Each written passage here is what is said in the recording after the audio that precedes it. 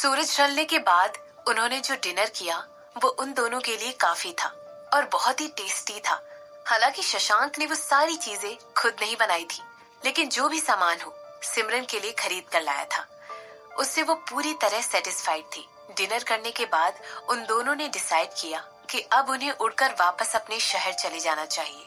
वो वीकेंड उन दोनों के लिए बड़ा ही पीसफुली बीता था। 18 जुलाई, मंडे, बिल्कुल किसी आम मंडे की तरह। सिमरन आज भी गिल ग्रुप ऑफ इंडस्ट्रीज को ऊंचाइयों तक पहुंचाने के लिए बिजी थी। अननोन रीजन की वजह से उसे गुजरते हुए हफ्ते और ज्यादा खुशनुमा और हल्कापन महसूस कराने वाले लग रहे थे। ऑफ कोर्स अंदर ही अंदर उसे ये बात पता थी कि ये सब कुछ शशांक की वजह से हुआ है। हालांकि उसकी इस फीलिंग की वजह से भी वो अपने नए हेड ऑफिस की लॉन्चिंग के लिए हार्डवर्क करने से पीछे नहीं हटी। एक और मीटिंग के बाद सिमरन ने नोटिस किया कि दोपहर के लगभग 3 बज चुके थे और क्योंकि आज के लिए उसके और कोई मीटिंग नहीं थी, इसीलिए उसने शशांक के ऑफिस में जाने का डिसाइड किया और सोचा कि जाते जाते वो उसके लिए कुछ कॉफी भी लेती जाए। इसके अलावा वो उससे कपूर इंडस्ट्रीज के बारे में भी कुछ बात करने के बारे में सोच रही थी। शशांक के ऑफिस तक जाने के रास्ते में सिमरन को अचानक से याद आया कि शशांक ने उसे बताया था कि 20 तारीख को उनकी शादी को 1 महीना पूरा हो जाएगा। ये बात याद आने के बाद सिमरन बीच में ही रुक गई, क्योंकि उसे शशांक को देने के लिए कुछ चीजें देखनी थी। ऑफ कोर्स ये इस वजह से हुआ था क्योंकि सिमरन ने रियलाइज किया कि अभी पिछले फ्राइडे वो शशांक ही था जिसने उसे इम्प्रेस करने के लिए ट्राई किया था। सिमरन ने सोचा था कि ये सही टाइम है जब वो शशांक ने जो कुछ भी उसके लिए किया है वो उसे रिसिप्रोकेट कर सके। तुम यहाँ पर गिफ्ट देखने आए हो, इसके अलावा तुम उसे लैप डांस क्यों नहीं दे देती हो? फरहान ने सिमरन से कहा। जब भी बात गिफ्ट की आती थी सिमरन बिल्कुल क्लूलेस हो जाती थी, इसीलिए उसने सोचा कि वो फरहान के स्टोर जाकर उससे उसकी एडवाइस के लिए पूछेगी। जैसे ही फरहान ने वो सब कहा वो तुरंत उसकी तरफ घूर कर देखने लगी और कहने लगी, मैं चाहती हूँ कि उसकी गिफ्ट यादगार हो, कुछ ऐसा जो उसे मेरी याद दिलाए। तुम्हें उसे अपनी याद दिलाने के लिए किसी चीज को खरीदने की जरूरत नहीं है, फरहान ने अपनी आंखें घुमाते हुए कहा। इसके बाद आगे कहने लगा, बल्कि तुम्हें जरूरत है एक अच्छे स्ट्रिप डांस करने की। मुझे यकीन है इससे बेहतर गिफ्ट उसके लिए कुछ हो ही नहीं सकता है, उसे ये जिंदगी भर याद रहेगा। कितने कमीने हो तुम, तुम्हारा ब्रेन हमसे कितने अलग लेवल की सोच रखता है, सिमरन ने अपनी चाय का एक घूंट भरते हुए कहा।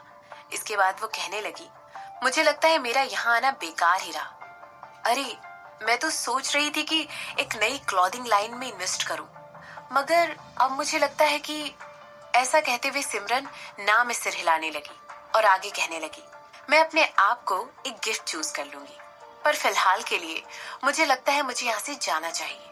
सिमरन ने जैसे ही अपनी बात खत्म की फरहान ने तुरंत उसके सामने एक बॉक्स रख दिया। अभी तक सिमरन अपनी सीट से उठ भी नहीं पाई थी। मैं तो मजाक कर रहा था, मजाक, फरहान ने हंसते हुए कहा। इसके बाद वो आगे कहने लगा, भला तुम उसके सामने डांस कैसे कर सकती हो? क्या ये चीज उसे महीनों के लिए अचंभे भी नहीं डाल देगी? ये तो उसके बिजनेस के लिए बहुत ही डेंजरस हो जाएगा, फरहान ने फिर से हंसते हुए कहा। इस बार वो सिमरन की तरफ देखना अवॉइड कर रहा था। उसने पहले ही देख लिया था कि सिमरन उस पर नजर रखे हुए है, इसीलिए उसने तुरंत हंसना बंद किया और उससे सामने रखे हुए छोटे से रेक्टेंगुलर बॉक्स को खोलने के लिए इशारा किया। जैसा कि तुम्हारे जैसे किसी इंसान से एक्सपेक्टेड था। मुझे बताओ फरहान, तुम पैसे या मुझ में से किसको ज्यादा वैल्यू देते हो? सिमरन ने तुरंत पूछा। दरअसल उसे इस बात की हैरानी हो रही थी कि कितनी जल्दी उसका फ्रेंड एक छोटी सी इन्वेस्टमेंट के नाम पर तुरंत बदल गया था। तुम किस बारे में बात कर रही हो? ये बात तो बहुत नेचुरल है कि लोग अपने फ्रेंड की हेल्प करते ही हैं, तो ये तुम्हारे लिए भी नेचुरल है कि तुम मेरे ब्रांड में इन्वेस्ट करो, फरहान ने कहा। जैसे ही उसने देखा कि सिमरन अपने सामने रखा हुआ वेलवेट का बॉक्स खोलकर नहीं देख रही है, उसने आगे बढ़कर झुककर उसकी बजाय वो बॉक्स खोल दिया। उसमें से जो कुछ भी रखा था वो उसे दिखाने के लिए बहुत उतावला हो रहा था। एक पेन, सिमरन ने तुरंत अपनी आईब्रो उठाते हुए कहा। उसके सामने एक फाउंटेन पेन रखा हुआ था जिस पर एक सॉलिड प्लैटिनम बैरल था। उस पर हीरे जड़े हुए थे, जिसकी वजह से वो इस पेन को इतना चमकीला बना रहे थे जैसे खाली आसमान में सितारे जगमगाते हैं। वेल, अब जबकि तुम मेरे नए ब्रांड में इन्वेस्ट करने के लिए इतनी दिलदारी दिखा रही हो, तो मैं तुम्हें ये पेन 10% डिस्काउंट के साथ दे दूंगा। फरहान ने सिमरन की तरफ देखकर मुस्कुराते हुए कहा, मुझे 60% डिस्काउंट चाहिए। सिमरन ने ऐसा कहते हुए धीरे से उस पेन को उठाया और उसे लाइट के नीचे एग्जामिन करने लगी। उसे अच्छी तरह पता था कि इस आदमी के सामने पैसों के बारे में बात करना उसे बिल्कुल बदल कर रख देता था। क्या? नहीं, भला तुम इतनी बेशर्म कैसे हो सकती हो? चलो 20% और ये बात यहीं खत्म। फरहान ने तुरंत कहा, 55 और मैं तुम्हें पूरा पैसा कैश में पे करूंगी। सिमरन ने तुरंत फरहान की बात काटते हुए पेन को वापस उसके केस में रखते हुए कहा। इसके बाद वो आगे कहने लगी, मुझे तो ये भी नहीं पता है कि ये किस तरह का पेन है, और इस बात का सही मतलब हो सकता है कि जरूर इसकी इतनी ज्यादा कीमत नहीं है, वरना अभी तक ही तुम्हारी ज्वेलरी शॉप में क्यों रखा रहता? क्या तुम मजाक कर रही हो? फरहान ने तुरंत अपने माथे पर शिकन लाते हुए कहा, मैं मजाक नहीं कर रही हूँ। हालांकि इस पर हर तरफ डायमंड लगे हुए हैं, खूबसूरत नहीं लग रहे हैं, इसके अलावा कितना भारी भी है। आखिर कोई लिखने के लिए भला कैसे यूज कर सकता है? सिमरन को समझाते हुए कहा। तुम? ऐसा कहते हुए फरहान की आंखें बाहर आ गई और वो सिमरन की तरफ पॉइंट करते हुए स्पीचलेस हो गया। इसके बाद वो आगे कहने लगा, आखिर तुम इतने खूबसूरत पेन की डिसरिस्पेक्ट कैसे कर सकती हो? ऐसा कहने के बाद उसने तुरंत उस बॉक्स को बंद किया और उसे इस तरह हक करने लगा मानो उसे सिमरन से प्रोटेक्ट कर रहा हो, और कहने लगा, आखिर तुम 1990 के Guinness book of world record में सबसे महंगे पेन के लिए अपनी जगह बनाए हुए इस पेन की डिसरिस्पेक्ट कैसे कर सकती हो? जानती भी हो ये डायमंड और व्हाइट गोल्ड से बना हुआ है और इसके अंदर डबल रिजवायर फीलिंग सिस्टम है। फरहान ने उसे समझाते हुए कहा। हालांकि जब उसने देखा कि सिमरन वहां पर एक आईब्रो उठाकर उसकी तरफ देख रही है, वो तुरंत समझ गया कि उसे पेन्स के बारे में ज्यादा समझ नहीं है। ठीक है, बहुत हो गया ड्रामा। फरहान ने अपना सिर हिलाते हुए वापस उस बॉक्स को टेबल पर रख दिया। जो दुखी होने वाला एक्सप्रेशन उसके चेहरे पर पहले था, वो अब जा चुका था, और उसने आगे कहा, मैं तुम्हें ये 40% के लिए दूंगा और इसके बदले में तुम मेरे ब्रांड के लिए 2 करोड़ रुपए इन्वेस्ट करोगी। इस बारे में तुम्हारा क्या कहना है? 50% डिस्काउंट और कनिका से बात करने में मैं तुम्हारी हेल्प करूंगी और इसके अलावा 2 करोड़ रुपए भी इन्वेस्ट करूंगी। इस बारे में तुम्हारा क्या कहना है? ऐसा कहते हुए उसके चेहरे पर वही पुरानी टेढ़ी मुस्कान थी, और इसके बाद उसने अपनी चाय उठाई और बड़ी नजाकत के साथ उसके घूंट भरने लगी। जैसे ही उसने देखा कि फरहान उसकी बात सुनकर अपनी जगह पर जम सा गया है, उसे यकीन हो गया कि वो उसके प्रपोजल पर विचार कर रहा है। ठीक है, डील, फरहान ने हेल्पलेसली कहा। सिमरन बस सिमरन बन रही थी, वो उसकी स्ट्रेटजीज के खिलाफ कभी जीत नहीं सकता था। इसके बाद उसने अपनी सेक्रेटरी से सिमरन को उस पेन की कीमत बताने के लिए कहा। सिमरन चाहती थी कि वो उस पेन की बॉडी पर कुछ शब्द इंक्रेव करवाए। ये पहली बार था जब वो शशांक को कुछ दे रही थी, और इसीलिए वो इतनी ज्यादा एक्साइटेड हो रही थी। उसके चेहरे पर एक बड़ी सी स्माइल थी। तुम्हें लगता है मुझे इसके अलावा उसे और भी कुछ देना चाहिए? सिमरन ने फरहान से पूछा।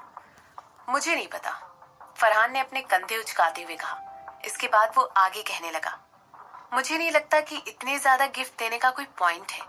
ये तुम लोगों का पहला ही महीना तो साथ में गुजरा है। तुम एक टीनेजर की तरह एक्टिंग क्यों कर रही हो? मैं एक टीनेजर की तरह एक्टिंग नहीं कर रही हूँ। मुझे लगता है मुझे उसके अच्छे बिहेवियर के लिए उसे बदले में कुछ देना चाहिए, उसने इस बात की वजह बनाते हुए कहा। वो बिल्कुल एक टीनेजर की तरह एक्टिंग नहीं कर रही थी, ठीक है ना? जैसा तुम कहो। एक्चुअली तुम दोनों ही बिल्कुल टीनेजर्स की तरह एक्टिंग कर रहे हो। मुझे पता है इससे पहले तुम्हारा कोई प्रॉपर लवर नहीं रहा है। हो सकता है तुम भी उसके लिए पहली ही हो। ऐसा पूछते हुए फरहान सिमरन की तरफ देखने लगा। सिमरन ने अपनी आंखें घुमाते हुए फरहान की तरफ देखा और जोर से हंसी। ये दरअसल उन दोनों का एक दूसरे के प्रति स्वीट जेस्चर एक्सप्लेन कर रहा था। हालांकि किसी वजह से जब भी फरहान शशांक और सिमरन के प्यार के बारे में, उनके रिलेशनशिप के बारे में सोचता था, न जाने क्यों उसके दिल में एक हल्का सा दर्द उठता था।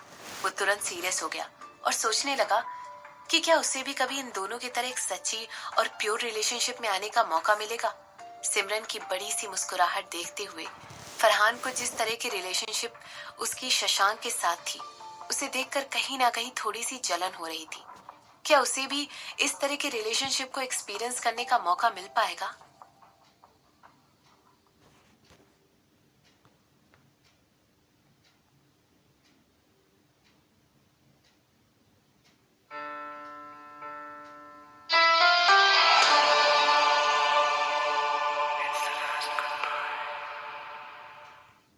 फरहान की शॉप से निकलने के बाद सिमरन ने टाइम चेक किया और खुद को कोसने लगी, क्योंकि अभी तक शाम के 4 बज चुके थे। भला वो इस समय अपने हस्बैंड के लिए कॉफी लेकर कैसे जा सकती थी। इसीलिए उसने सोचा कि वो इसके बजाय उसके लिए डिनर कुक करेगी, मगर पहले उसे सब्जियां खरीदने जाना था। शेफाली, सिमरन ने अपनी सेक्रेटरी को आवाज देते हुए कहा। यस मैम, शेफाली ने उसे जवाब दिया। पास के बुक स्टोर में जाओ और संजीव कपूर की बेस्ट सेलिंग रेसिपी बुक खरीद कर लाओ, सिमरन ने जवाब दिया। सिमरन को पता था कि कलिनरी डिपार्टमेंट में उसका हाथ थोड़ा तंग है, मगर वो खुद को चैलेंज करके अपने स्किल्स को इम्प्रूव करना चाहती थी। शुरुआत के लिए वो संजीव कपूर की रेसिपीज को फॉलो करेगी। भला उनके साथ क्या गलत हो सकता था। अब क्योंकि रेसिपीज को एक बुक से पढ़कर बनाना ज्यादा कन्वीनियंट होता, इसीलिए उसने शेफाली को अपने लिए रेसिपी बुक खरीद कर लाने के लिए कहा। उसने ठान लिया था कि वो किचन में ज्यादा से ज्यादा टाइम स्पेंड करेगी, ताकि वो अपने हस्बैंड को खुश करने के लिए वहां पर एक्सपेरिमेंट करके कुछ सीख सके। शेफाली ने हाँ में सिर हिलाया और अपोजिट डायरेक्शन में वॉक करते हुए चली गई। जैसे ही सिमरन सुपरमार्केट की तरफ जा रही थी, उसने महसूस किया कि उसका फोन वाइब्रेट कर रहा है। जैसे ही उसने देखा कि उसके हस्बैंड का कॉल आ रहा है, उसने तुरंत फोन आंसर किया। हे, क्या तुम बिजी हो? शशांक ने उससे पूछा। नहीं, बिल्कुल भी नहीं, मैं तो कुछ सब्जियां खरीदने जा रही हूँ, सिमरन ने जवाब देते हुए कहा। सब्जियां? सिमरन को शशांक की आवाज में उसका मजाक उड़ाने जैसी फीलिंग हुई। इसके बाद वो कहने लगा, तो क्या तुम आज रात डिनर बनाने का सोच रही हो? ये तो एक सरप्राइज होने वाला था, सिमरन ने तुरंत जवाब दिया। भला वो इस बात को इतनी आसानी से कैसे गेस कर पाया? क्या सिमरन को पढ़ना इतना आसान था? जैसे ही उसने सिमरन का जवाब सुना, शशांक तुरंत जोर से हंसा। इसके बाद वो कहने लगा, मैं वहां पर 10 मिनट में पहुंचता हूँ, मेरे लिए इंतजार करना, हम डिनर साथ में बनाएंगे। इसके बाद अचानक से फोन डिस्कनेक्ट हो गया और सरप्राइज की वजह से सिमरन का मुंह खुला का खुला रह गया। वो मन ही मन सोचने लगी, क्या वो अपना काम इस तरह छोड़कर आ जाएगा? क्या वो फिर से वही पुराना हनीमून फेज वाला बहाना यूज करने वाला है? अपना सिर हिलाते हुए सिमरन मन ही मन हंसने लगी। जैसे ही वो सुपरमार्केट तक पहुंची, वो सबसे पहले चिकन के सेक्शन में गई और उसने अपने फोन में से पहले ही सेव की हुई रेसिपी, जो कि उसने ऑनलाइन ढूंढी थी, उसके बारे में सर्च करने लगी। वो आज संजीव कपूर के बनाए हुए चिकन की रेसिपी को डिनर के लिए बनाना चाहती थी। जैसे ही उसने फोन पर वो रेसिपी पढ़ी, उसके चेहरे पर एक मुस्कान आ गई और वो उसके रिजल्ट के बारे में सोचकर खुश हुई। 1 मिनट से भी कम के समय में सिमरन चिकन सेक्शन पर पहुंच गई और जो कुछ भी उसे चाहिए था उसे लेने के बाद वो तुरंत वेजिटेबल सेक्शन की तरफ बढ़ गई। एक एक करके उसने सारे इंग्रेडिएंट्स को इकट्ठा करना शुरू किया। बीच बीच में वो सर उठाकर ये भी देख रही थी कि कहीं उसका हस्बैंड ऑलरेडी वहां पर पहुंचकर उसे कहीं से देख तो नहीं रहा था। रायचंद फिल्म्स। हेमंत अपने पेन के साथ खेलते हुए अपनी आईब्रो सिकोड़ कर कहने लगा, तो तुम्हारे कहने का मतलब ये है कि ध्रुव उस रात सिमरन को फॉलो कर रहा था, लेकिन जब तुम टेरेस पर पहुंचे तब सिमरन वहां नहीं थी। हाँ, तुम सही कह रहे हो। ध्रुव के चेहरे का रंग उड़ा हुआ था और वो काफी डरा हुआ लग रहा था, दीपक ने जवाब देते हुए कहा। इस समय वो हेमंत के ऑफिस में उसके जस्ट सामने बैठा हुआ था। तो तुम्हें क्या लगता है कि जो कुछ भी सिंघानिया परिवार के साथ हुआ है उसमें सिमरन का कोई हाथ है? ये तो कुछ ज्यादा ही हो गया, है ना? ऐसा कहते हुए हेमंत के अंदर सिमरन के लिए डर बढ़ता ही जा रहा था।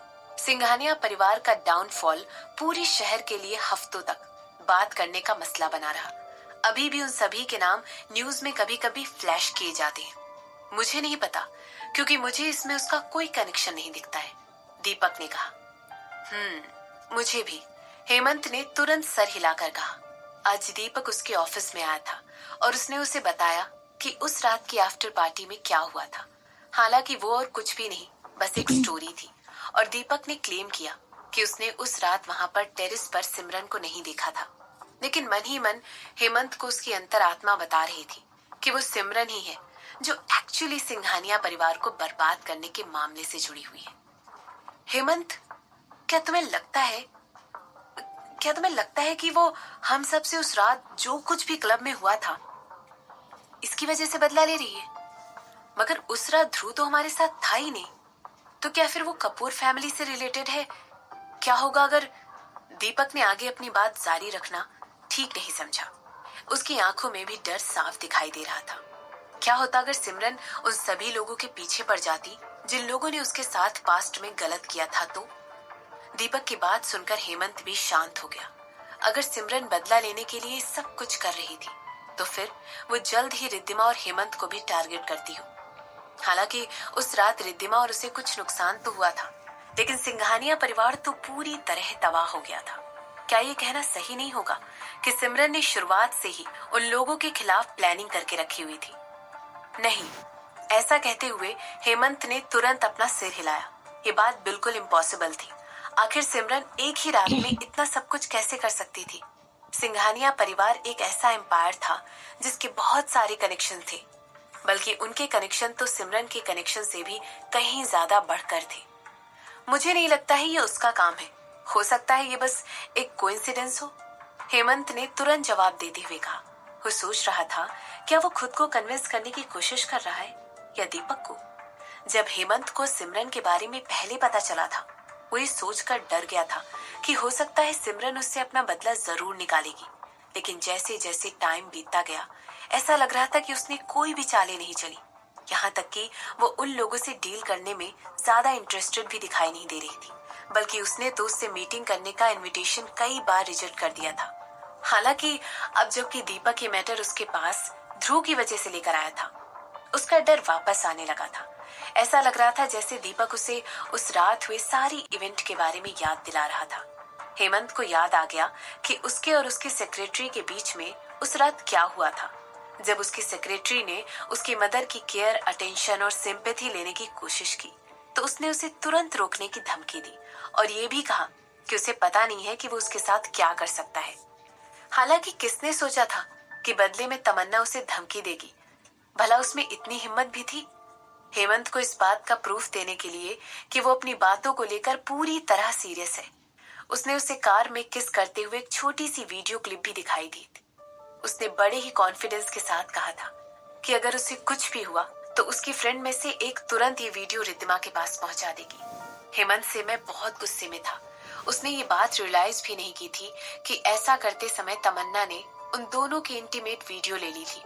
हालांकि ये वीडियो अकेले ही उसे ये बताने के लिए काफी थी कि उस रात जो कुछ भी उन दोनों के बीच हुआ था उसके लिए वो अकेले ही रिस्पॉन्सिबल था और इस बात का सिमरन से कुछ लेना देना नहीं था। वो सारी स्कीम, वो वीडियोस, वो धमकी, वो बात बिल्कुल ऑब्वियस थी कि तमन्ना ने इन सब चीजों के लिए बहुत पहले से प्लानिंग कर रखी थी। फिर भी जो सब कुछ हो रहा था उसकी वजह से उसे नेचुरली फ्रस्ट्रेशन हो रहा था। उसे लग रहा था कि अभी हाल फिलहाल में वो काफी सारी प्रॉब्लम फेस कर रहा था, उसकी माँ से लेकर रिद्धिमा तक, और अब तमन्ना और दीपक की वो बात जो उसने अभी अभी कही थी वो उसे कहीं ना कहीं परेशान कर रही थी। क्या सिमरन वाकई में इन सारी परेशानियों के पीछे का कारण थी जो वो इस समय फेस कर रहा था? इधर स्विट्जरलैंड के एक जाने माने हॉस्पिटल में एक बूढ़ा आदमी अपनी आईब्रोज सिकोड़ कर अपने सामने रखी हुई फोटोज को देख रहा था। क्या तुम्हें यकीन है कि उसने उसे फॉलो करने के लिए किसी को पीछे लगाया है? जी सर, एक रिस्पेक्ट से भरी हुई आवाज ने जवाब दिया। इसके बाद वहां पर शांति हो गई। वो बूढ़ा आदमी और फोटोज की तरफ फिर से देखने लगा। इस समय उसके चेहरे पर भयंकर एक्सप्रेशन दिखाई दे रहा था और वो भी कहने लगा, तो ये आदमी बहुत टाइम से उसका दोस्त है? उस आदमी ने तीसरी बार पूछा। उसके हाथों में सिमरन की वो फोटो थी जिसमें वो फरहान को एयरपोर्ट पर हक कर रही थी। हाँ, उसके दो क्लोज फ्रेंड हैं। उनमें से एक का नाम कनिका है और वो एक बहुत जानी मानी डायरेक्टर है, जबकि दूसरे का नाम फरहान है और वो एक फेमस ज्वेलरी डिजाइनर है। उस दूसरे आदमी ने जवाब देते हुए कहा। वो बूढ़ा आदमी ये सुनकर एक आह भर कर रह गया। उन फोटो से ये बात साफ दिखाई दे रही थी कि सिमरन और फरहान दोनों एक दूसरे के बहुत करीब थे। यहाँ तक कि उसे ये भी महसूस हो रहा था कि वो दोनों एक दूसरे के साथ कुछ ज्यादा ही इंटीमेट हो रहे थे। पता नहीं किस वजह से, लेकिन वो बूढ़ा आदमी खुद को ये सवाल करने से रोक नहीं पा रहा था कि क्या उसके पोते को ये बात पता थी कि उसने सिमरन से शादी तो कर ली थी, लेकिन उसके दिल में अभी भी कोई और था। तो क्या उसने ये शादी सिर्फ पैसों के लिए की थी?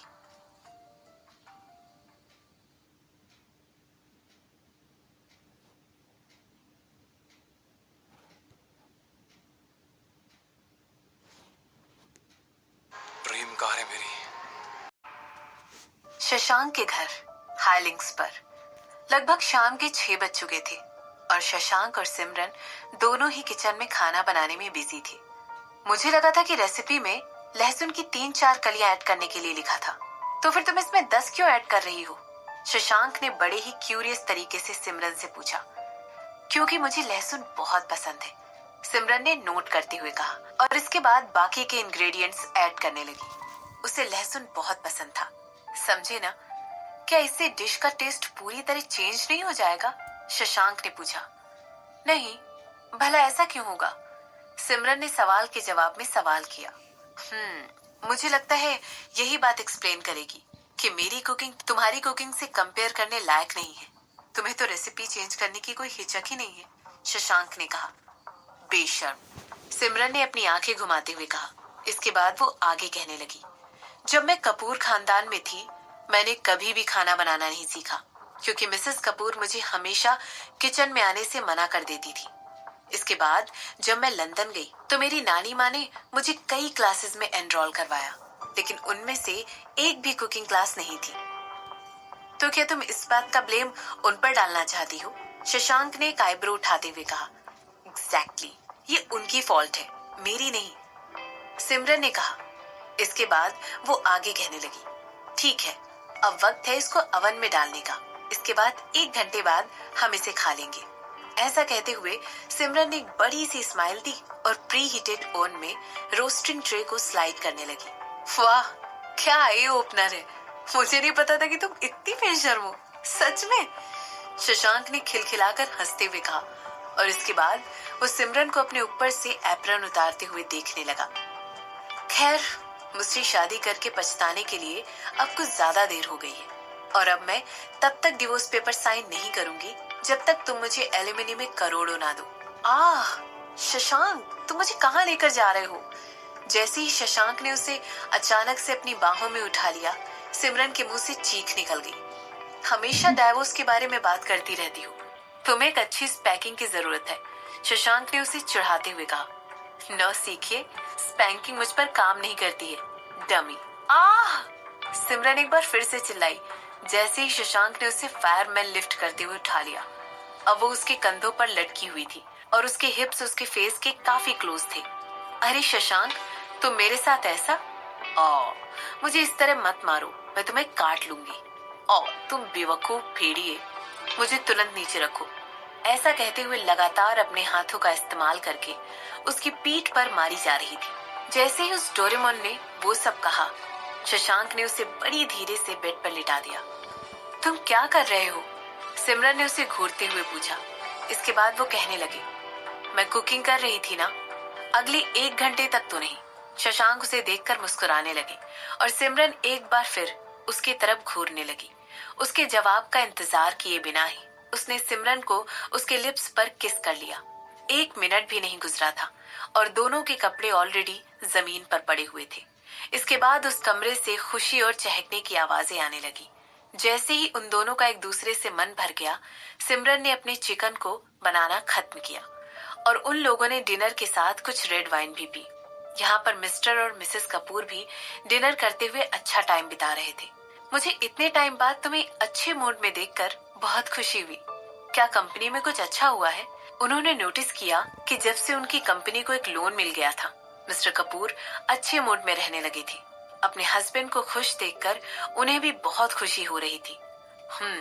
बाय द वे, आने वाली फिल्म में तुम्हारे लिए एक रोल है। मुझे उम्मीद है वो रोल तुम्हें बहुत अच्छे से सूट करेगा। मुझे यकीन है तुम्हें वो बहुत अच्छा लगेगा और मैंने ऑलरेडी तुम्हारे लिए कॉन्ट्रैक्ट भी बनवा लिया है। मैं तुम्हारे मैनेजर को कॉल करके तुम्हारे लिए एक प्रेस कॉन्फ्रेंस अरेंज करवा देता हूँ, ताकि तुम सिंघानिया परिवार के साथ अपने रिलेशनशिप को क्वालिफाई कर दो, मिस्टर कपूर ने कहा। ओह, ये तो बहुत जल्दी हो गया। मुझे लग रहा था कि हम लोग एक प्रेस कॉन्फ्रेंस होल्ड करने के पहले इस सारे मसले के दफन होने का इंतजार कर रहे हैं। खैर, कोई बात नहीं। वैसे भी मूवी ज्यादा इम्पोर्टेंट है। मैं स्क्रिप्ट पढ़ने के लिए बहुत एक्साइटेड हूँ, मिसेस कपूर ने कहा। ये कोई पहली बार नहीं था जब मिस्टर कपूर ने उनके लिए कोई रोल अरेंज करवाया था। यहाँ तक कि टीवी सीरीज या मूवीज में जो भी रोल उन्हें पहले मिले थे, उनमें से बहुत उनके हस्बैंड ने ही अरेंज करवाए थे। इस वजह से उन्हें पूरा कॉन्फिडेंस था कि उन्हें बेस्ट रिसोर्सेज दिए जाएंगे। करण, इस बात से मुझे एक बात याद आई। क्या तुम इस फिल्म में भी इन्वेस्ट कर रहे हो? क्या मैं जान सकती हूँ कि इसका डायरेक्टर कौन है और कौन कौन से लोग मेन कास्ट में हैं? मिसेस कपूर ने कहा। नहीं, कपूर इंडस्ट्रीज इस फिल्म के लिए इन्वेस्टमेंट नहीं कर रही है। हम अभी अभी अपने पैरों पर खड़े और हम एक फिल्म के ऊपर करोड़ों रुपए खर्च करना अफोर्ड नहीं कर सकते हैं। तुम्हें इस रोल के लिए ऑडिशन देना होगा। ऐसा कहते हुए मिस्टर कपूर सीधे मिसेस कपूर की आंखों में देखने लगे। मगर करण, तुम मुझे इस रोल के लिए ऑडिशन के लिए कैसे बुला सकते हो? मैं तो एक ए लिस्ट स्टार हूँ ना। मुझे यकीन है कि मिसेस कपूर बीच में ही कहते कहते रुक गई। मैंने ऑलरेडी प्रोड्यूसर से बात कर ली है। वो इस रोल के लिए तुम्हारे ऑडिशन का इंतजार करेंगे। चिंता मत करो, मुझे यकीन है तुम्हें ये रोल मेरे बिना किसी इन्वेस्टमेंट के लिए मिल जाएगा, मिस्टर कपूर ने लगातार बोलते हुए कहा। मिसेस कपूर ने अपनी चम्मच नीचे रखी और अपने हस्बैंड की तरफ ऐसे घूर कर देखने लगी जैसे उन्हें उनकी बातों पर विश्वास ही ना हो रहा हो।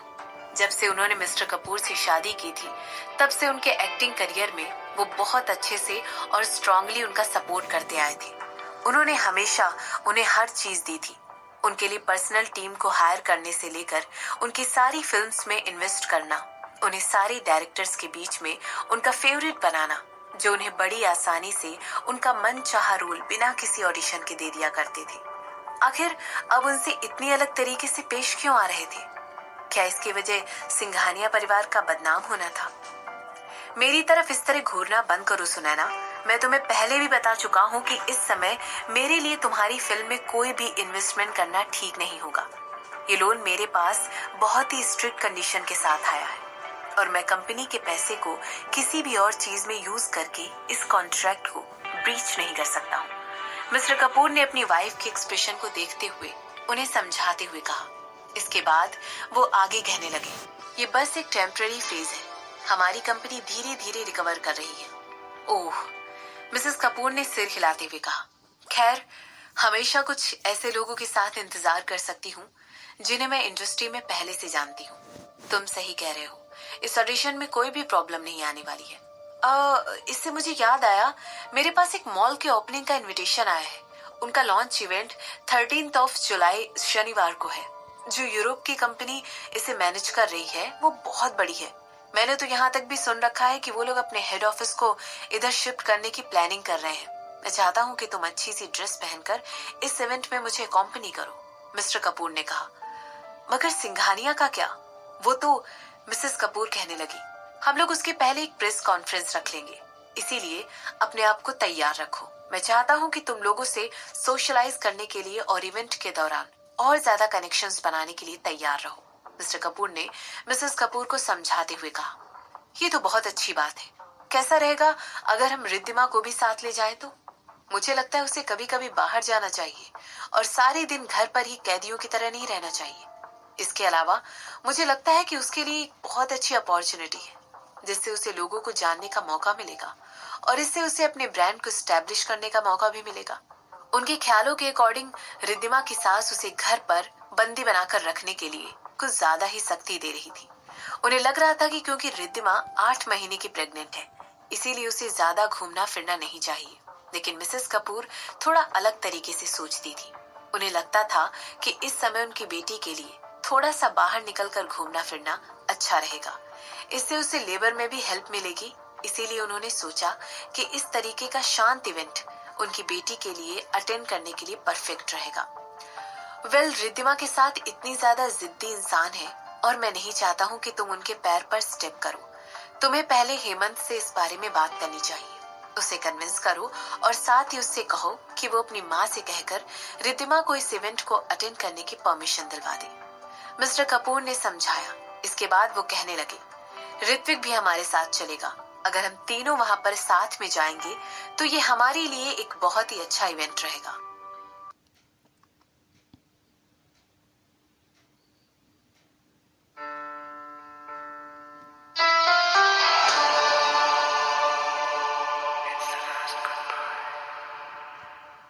गिल ग्रुप ऑफ इंडस्ट्रीज के हेडक्वार्टर और नए मॉल के एक ही दिन पर खुलने की खुशी में फंक्शन की तैयारियां जोरों शोरों से चल रही थी और उनमें कोई प्रॉब्लम भी नहीं आ रही थी। जैसा सिमरन ने सोचा था, ये काम उससे ज्यादा स्मूथली चल रहा था। हालांकि वो इस बात को एडमिट नहीं करना चाहती थी, क्योंकि इसका एक सबसे बड़ा कारण था। शशांक की हेल्प और इन्फ्लुएंस। उसके बिना ये काम बहुत मुश्किल होता। 20 जुलाई वेंसडे। सिमरन ने शशांक और गिरीश की मीटिंग शहर के एक जाने माने टी हाउस में रखवाई थी। हालांकि गिरीश ने उसे इन्फॉर्म कर दिया था कि वो आने में थोड़ा सा लेट हो जाएगा, जबकि सिमरन वहां पर ऑलरेडी पहुंच चुकी थी। जैसे ही वो अपने प्राइवेट टी रूम में एंटर हुई, वो ये देखकर काफी सरप्राइज हो गई थी कि ऑलरेडी कोई वहां बैठकर उसका इंतजार कर रहा था। सरप्राइज? हेमंत की माँ ने सिमरन की तरफ देखा और मुस्कुराई। इसके बाद वो अपनी चाय पीने लगी। उसने इस समय एक येलो कलर का शिफॉन का ड्रेस पहना हुआ था और वो अपने पैर क्रॉस करके बैठी हुई थी। वो बेहद एलिगेंट लग रही थी। जब उसे सिमरन से कोई जवाब नहीं मिला, तब उसने बात को आगे बढ़ाते हुए कहा, प्लीज टेक अ सीट। मेरा दोस्त कहाँ पर है? सिमरन ने तुरंत पूछा। हालांकि उसे पता था कि गिरीश वहां पर थोड़ी देर से आने वाला है, लेकिन वो जानना चाहती थी कि कहीं हेमंत की माँ ने इस कोइंसिडेंस को पहले से ही तो अरेंज नहीं करके रखा हुआ था। जैसे ही वो वहां पर पहुंचेगा, उसे हमारे बगल वाले टी रूम में ले जाकर बिठा दिया जाएगा। तुम चिंता मत करो, हेमंत की माँ ने जवाब देते हुए कहा। अंदर ही अंदर सिमरन उसकी इंटेंशन का जायजा लेते हुए उसका मजाक उड़ा रही थी। मैं कह नहीं सकती हूँ कि मैंने आपको यहाँ पर एक्सपेक्ट किया था, सिमरन ने जवाब देते हुए कहा।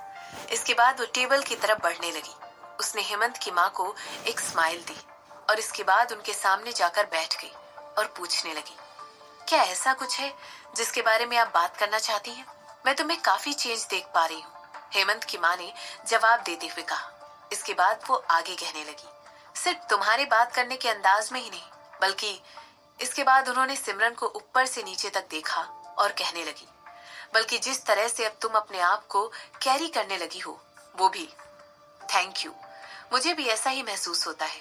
सिमरन मुस्कुराई और हेमंत की माँ की तरफ देखने लगी और उस टाइम के बारे में सोचने लगी जब वो लास्ट टाइम उस औरत से मिली थी और इंटरेक्ट किया था। 7 साल पहले जब हेमंत और रिद्धिमा ने उसे बताया कि वो मिसेस कपूर की चाल में फंस गई है, तो हेमंत की माँ ही वो पहली इंसान थी जिसके पास वो अपने साथ हुई नाइंसाफी की बात करने के बारे में उनके घर तक पहुंची थी। हालांकि उसके एक्सप्लेनेशन को सुनने के बाद भी उन्होंने रायचंद परिवार के गेट उसके लिए नहीं खोले और ना ही उसे हेमंत से मिलने दिया। जब वो दूसरी बार रायचंद परिवार से मिलने के लिए पहुंची, तब उसने हेमंत से बात करने की भीख मांगी, पर तब भी वो हेमंत से मिलने के बजाय उसकी माँ से ही मिल पाई थी। हेमंत की माँ के चेहरे पर उस समय घमंडी और इम्पेशेंट लुक था और उन्होंने वहां खड़े होकर सिमरन को बताया कि वो उनके गेट पर खड़े रहने के लायक भी नहीं है, इसीलिए उसे वहां से चले जाना चाहिए।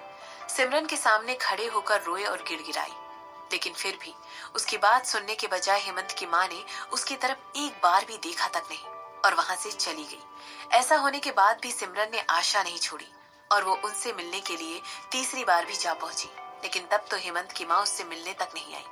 मैं सीधा पॉइंट की बात पर आती हूँ। मेरे बेटे के खिलाफ तुम्हारी जो भी बदले के प्लान है, तुम उन्हें छोड़ दो। हम दोनों में से किसी के लिए भी ये फायदे का सौदा नहीं होगा, हेमंत की माँ ने सिमरन से कहा। बहुत ही बोल्ड। ऐसा सोचते हुए सिमरन की एक आईब्रो उठ गई। क्या तुम कुछ भी कहने वाली नहीं हो? हेमंत की माँ ने सिमरन से पूछा, क्योंकि सिमरन ने उनकी बात का कोई जवाब नहीं दिया था। क्या मुझे जवाब देना चाहिए? सिमरन मुस्कुराई। इस समय उसकी आंखों में एक अलग ही चमक दिखाई दे रही थी। हेमंत की माँ भी उसकी तरफ जानबूझकर मुस्कुराने लगी। ये बिल्कुल ऑब्वियस डिक्लेरेशन था कि सिमरन अपने प्लान्स को रोकने वाली नहीं है। हालांकि उनके पास सिमरन के खिलाफ कोई सबूत भी नहीं था। उसी ने उनके पीठ पीछे ये सारी प्लानिंग और प्लॉटिंग की है, लेकिन फिर भी वो उसको एक वार्निंग देना चाहती थी। उन्होंने कभी भी नहीं सोचा था कि वो सिमरन से मिलेगी, क्योंकि उन्हें लगता था कि शायद ऐसा करने से सिमरन को लगेगा कि वो उससे डर गई। हालांकि जब उन्हें नए मॉल के लॉन्च इवेंट के लिए सिमरन का इनविटेशन आया और जब उन्हें पता चला कि गिल ग्रुप ऑफ इंडस्ट्रीज अपना हेडक्वार्टर उदयपुर में भी खोल रहा है, तो उन्होंने रियलाइज किया कि उन्हें सिमरन से बात करनी पड़ेगी। सिमरन का हेडक्वार्टर जहां पर मूव करने का सिर्फ और सिर्फ एक ही मतलब था कि वो वहां पर लंबे समय के लिए रहने वाली थी। और ये कोई अच्छी खबर नहीं थी। सिमरन कपूर, तुम्हें पता होना चाहिए कि मैं एक ऐसे खानदान से आई हूँ जिसे उदयपुर में हर कोई जानता है। मेरी फैमिली का इन्फ्लुएंस इतना ज्यादा है कि हमारे नाम तक से लोग थर थर कांपते हैं। हम दोनों के लिए ही ये लड़ाई करना अच्छी बात नहीं होगी। मैं चाहती हूँ कि तुम इस बात को अच्छी तरह अपने दिमाग में बिठा लो, हेमंत की माँ ने अपनी बात को कंटिन्यू करते हुए कहा। अपनी फैमिली के सपोर्ट के साथ उनके पास सिमरन को हरा देने का कॉन्फिडेंस था, मगर उन्हें ये भी पता था कि ये एक लंबी और थका देने वाली लड़ाई होने वाली है। सिमरन ने सिर हिलाते हुए कहा। इसके बाद वो आगे कहने लगी, आई सी, तो क्या आप मुझे मारने की प्लानिंग कर रहे हैं? सिमरन की बेबाकी ने हेमंत की माँ को चौंका दिया। ये आइडिया तो उनके दिमाग में ही नहीं आया था। वेल मैडम रायचंद, प्लीज मुझे ऐसे मत बुलाओ।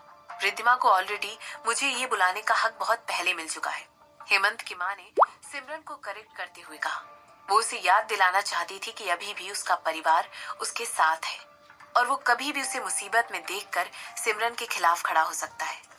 आपको पता है, मुझे लगता है आप अपने बेटे को कुछ ज्यादा ही प्रोटेक्ट करती हैं। जब भी आपके बेटे पर मुसीबत आती है, अभी भी आगे बढ़कर उसे प्रोटेक्ट करने से पीछे नहीं हटती। उसकी पीठ पीछे खड़े रहकर आप उसके दुश्मनों को डराती हैं। उसके अलावा आप कितनी बार उसके उधार इसी तरह चुकता करती आई हैं। आपको उसे कभी कभी स्ट्रगल करने देना चाहिए। क्या आप नहीं चाहती कि आपका बेटा बड़ा होकर एक आदमी बन जाए? जैसे ही सिमरन ने हेमंत की माँ के चेहरे पर एक सरप्राइज का एक्सप्रेशन देखा, वो आगे अपनी बात कहने लगी। आपने उसकी सारी प्रॉब्लम्स को सॉल्व करके उसे एक आसान सी लाइफ दे दी है। अगर मैं लोगों को अटैक करना चाहती तो पूरी कंपनी को नीचे लाने में मुझे 1 हफ्ते से ज्यादा का वक्त नहीं लगता। अगर मैं ये कहूँ कि मैं सरप्राइज्ड हूँ कि तुम्हें इतना सब कुछ पता है, तो ये एक अंडरस्टेटमेंट होगा। हेमंत की माँ ने शांत रहकर कहा। इसके बाद वो आगे कहने लगी, हालांकि मैं एक माँ हूँ और ये सब जो मैं करती हूँ, मैं उसी में बेस्ट हूँ। हेमंत की माँ ने कहा। वाओ, ये तो मेरे दिल को छू गया, सिमरन ने सार्कास्टिक होते हुए कहा। इसके बाद वो आगे कहने लगी, मगर एक स्मूथ चलती हुई लाइफ उसे बड़ा नहीं होने देगी। एक बार उसकी तरफ देखो, वो अभी भी गलत चीजों को चूज करता है, इस उम्र में भी। और वो सोचता है कि आज तक उसने जो भी डिसीजन लिया है वो अच्छा ही लिया है, जबकि वो आप हैं जो हमेशा उसके रास्ते के पत्थरों को उसके उन तक पहुंचने से पहले ही हटाती आई हैं। क्या आप नहीं चाहती हैं कि वो ग्रो करे? सिमरन ने हेमंत की माँ से कहा। तुम्हारे लिए यही बेहतर होगा कि तुम मेरे बेटे की बेइज्जती करना बंद करो, हेमंत की माँ ने गुस्से में कहा। इसके रिस्पॉन्स में सिमरन उनका मजाक उड़ाते हुए हंसने लगी। उसे हेमंत की माँ से जरा भी डर नहीं लग रहा था। इसके बाद उसने उनसे कहा, मैं लोगों की बेइज्जती नहीं करती हूँ मिसेस रायचंद, मैं उन्हें डिस्क्राइब करती हूँ। और अगर मेरा डिस्क्रिप्शन उनके बारे में इतना सही है तो ये मेरी गलती नहीं है।